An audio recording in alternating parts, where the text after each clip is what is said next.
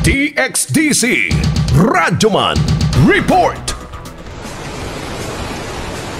Napuno ka mga barangays ilawom sa Talomo ug Tugbok District ang apektado sa pagbaha kagabi sa syudad sa Davao.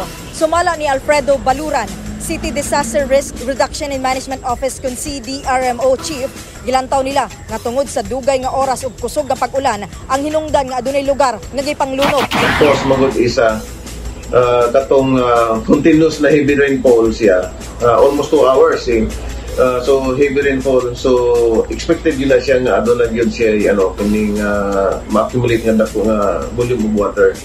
And based on the previous na mga sa nga mga reports na doon ay mga floodings sa mga lugar isa maskin pag mga dili ura ato kakusog ang tubig, kani nga area isa maka-expect yung tao kining adunay mga pagsaka sa tubig dinang dapita.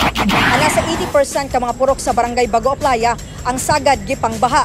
Matod ni Baluran, walay mga casualties ug reported missing, apan ginaberipika pa ang impormasyon nga adunay mag-inahang gianod ug nalumos sa baha. Nilusad ang CDRMO ug Rapid Damage Assessment and Needs Analysis kun Ardana, uban ang nagkadaiyang departamento sa pagsuta sa kinatibuk ang damyos sa baha. Kasama mo sa balita ug serbisyo publiko. Radyoman Amy Genita, Tatak RMN. Tatak RMN.